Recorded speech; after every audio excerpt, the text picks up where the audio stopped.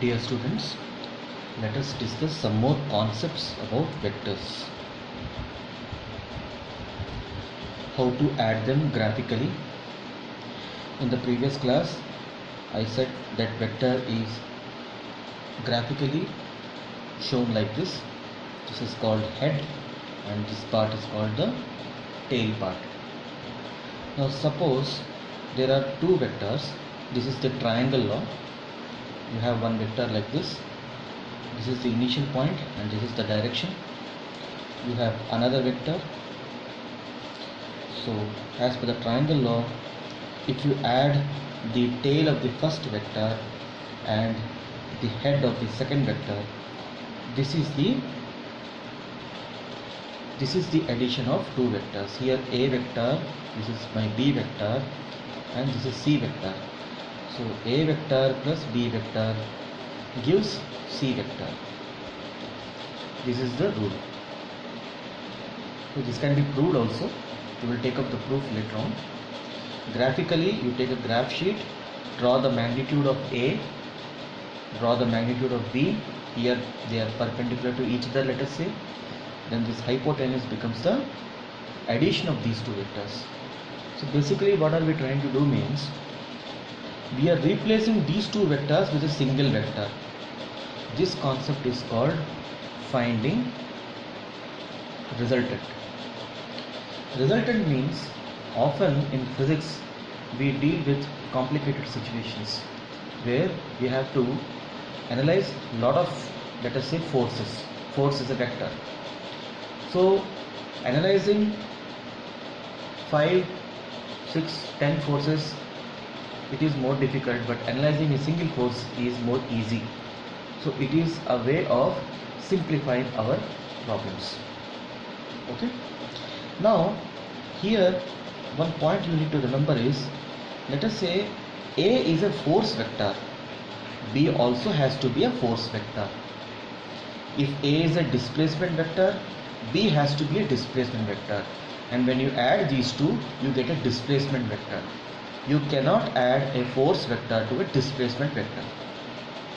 Directions can be different, the angles can be different, but similar quantities should be added. This is one rule you should remember. If you see the extension of this rule, let us say you have a situation like this. Okay, this is O, A, B, C, D.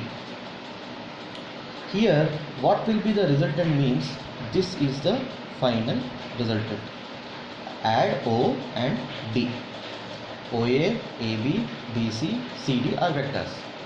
So the resultant of these vectors is OD. How means, observe OA and AB.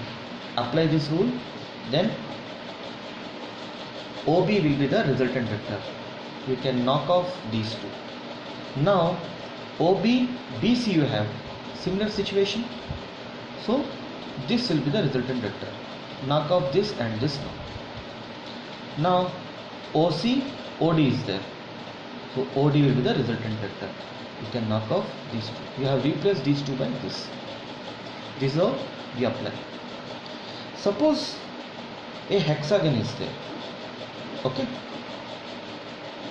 and you have a vector which started here from point O, and like this, and like this, and like this, and like this, and like this, and these are, let us say, points A, B, C, D, D and E. Suppose if I ask you what do you get by adding all these vectors, means your answer will be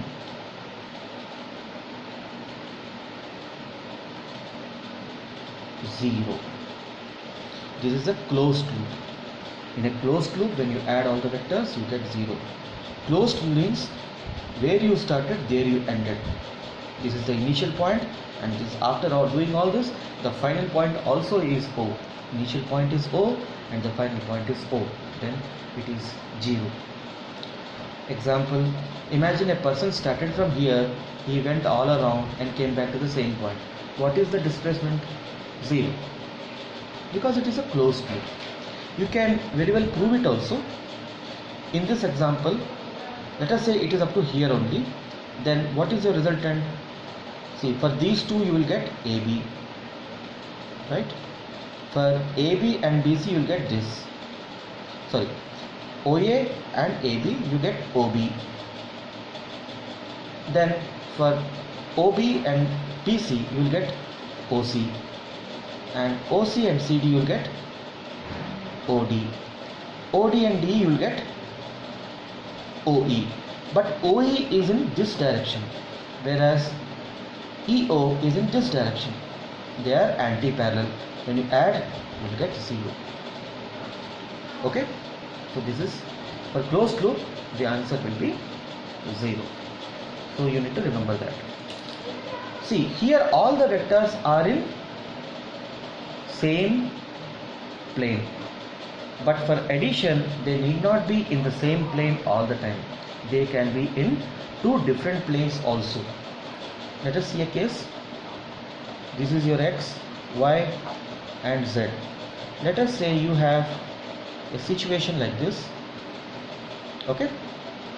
So you have, let us say O, A, B, C, D, E.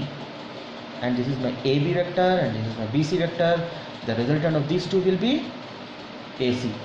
Then you have AC vector and you have CD vector. CD vector is in the y-x plane. This is my xy plane. CD vector is in the xy plane, whereas this is in xz plane. So the resultant also will be in the xz plane. Okay. So you have AC vector in the xz plane and CD vector in the xy plane. It is possible. So when you add these two, your resultant will be AD. It is neither in xy plane nor in the xz plane. Even this is also possible. Slightly complicated, you need to imagine. And the main point is the vectors need not be in the same plane. Now, if you want to find out the resultant, let us say there are two vectors given, but basically how do we add means you can have a vector C like this, a vector B like this and a vector A like this. We need to club these three. So the diagram will come something like this. This is my A vector, this is my B vector, this is my C vector. So the resultant will be this vector. Okay, O, and let us say final point, this is x, y, z. This is how we add. So this type of, all these three vectors are in the same plane. So vector addition is useful in that way. We can club two vectors and simplify our problem. So here you should be very careful how you are adding. Alright, like you see, this is from tail to head, then it is connected from tail to head only. Had this been in the reverse direction, if this was something like this, this was the vector, then what you are supposed to do, you need to shift the tail here, draw it like this, and this will be the resultant direction. It should go like this in this case. So you have to mark this tail and head position very clearly. You cannot do like this, you know, you cannot add like this. This is wrong. You have to see the tail and the head position. So if we want to find out the magnitude, we use parallelogram law. We use parallelogram law. Suppose you have a vector like this, you have another vector like this, and I want to find the resultant means you have to finish this parallelogram and you need to add the diagonal. This vector is, let us say this is P vector, this is my Q vector, okay, and this is my R vector. So if I add P plus Q, I will get R vector. Now graphically how do I get means, you need to finish this parallelogram. When you finish this, the magnitude of this, and magnitude means the length on the graph. and this will be same. It is a triangle now.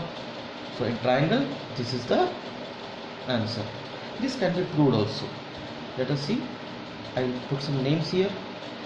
OA, BC, and let me drop a perpendicular to this line, and I will call this point as D.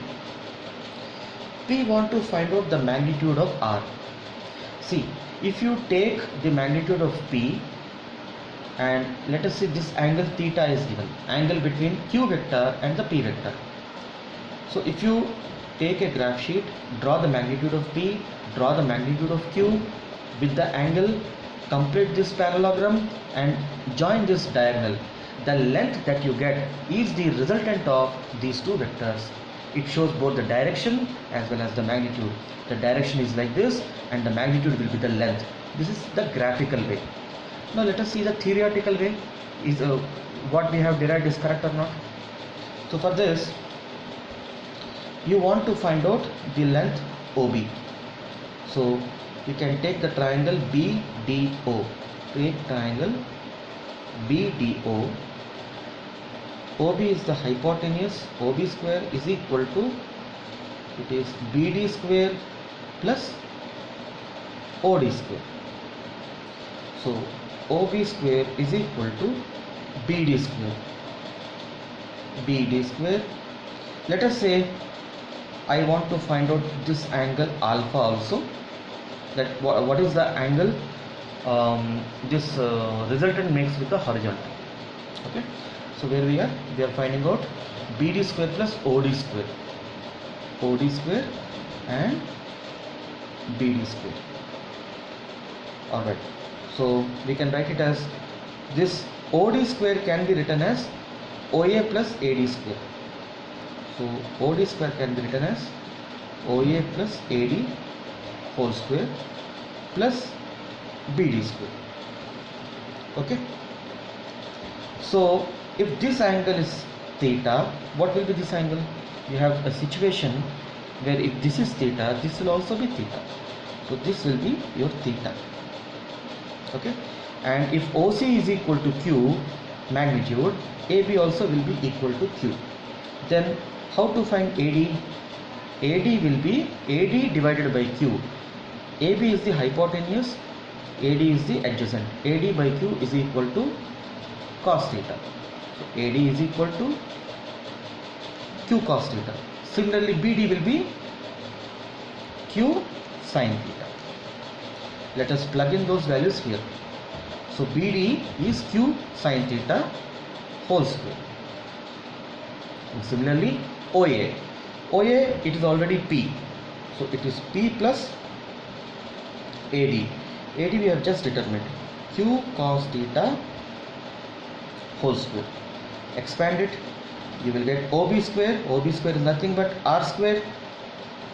Of course, we are writing the magnitude part. So it is Q square sin square theta plus P square plus Q square cos square theta plus 2PQ cos theta. So R will be equal to root over, if you take Q square common, it is sin square theta plus cos square theta, it becomes Q square theta. And here it is P square theta plus 2PQ cos theta. This is the magnitude of this vector. Direction anyway it has been shown. Magnitude will be this much. Okay. If you want to find out the angle this resultant is making with the horizontal, we want to find, let us say, tan alpha. Tan alpha will be equal to, in triangle BDO, opposite by adjacent. So it will be BD divided by OD. So BD we have determined, it is Q sin theta divided by P plus OA is P and AD is Q cos theta. So the alpha angle will be equal to tan inverse of Q sin theta plus P plus Q cos theta. Very, very important result it is. You have to remember it. If you take a particular case, put theta is equal to 0, what will happen? It becomes this case. Theta is equal to 90. theta is equal to 90, which case you have a vector P, you have a vector Q, so the hypotenuse becomes the hypotenuse. You have a vector P like this, you have a vector Q like this. You want to add these two, so you need to finish this rectangle, a parallelogram you call. If this is Q, this is Q, so this is your resultant, right? So here this hypotenuse becomes the resultant. Is it not true? Is it not true that B square plus Q square is equal to R square? Because if cos 90 if I put here, this term becomes 0, then R square will be equal to root over Q square plus P square. This is what has been proved by the diagram also, because this becomes a hypotenuse part. Okay, so remember this. Different cases can be formed using this. And okay, this we have already discussed. If you are writing a vector as 2i vector, this is a unit vector, the magnitude is 2 and the direction is x direction. Okay, let us say b vector is equal to 3j vector, magnitude is 3 and the direction is only j. So this is my 2i vector, this is my 3j vector. So the resultant will be this. So the resultant length will be root over 2 square plus 3 square. This will be the resultant, and this is the magnitude, and the direction will be this direction. Okay, so you have to add as per this. If you apply the operation part, a plus b will be how much? It will be 2i plus 3j. This is the vector form. But if I ask magnitude, we write 2 square plus 3 square. Thus that thing has come from this. This is what I am trying to say. Okay.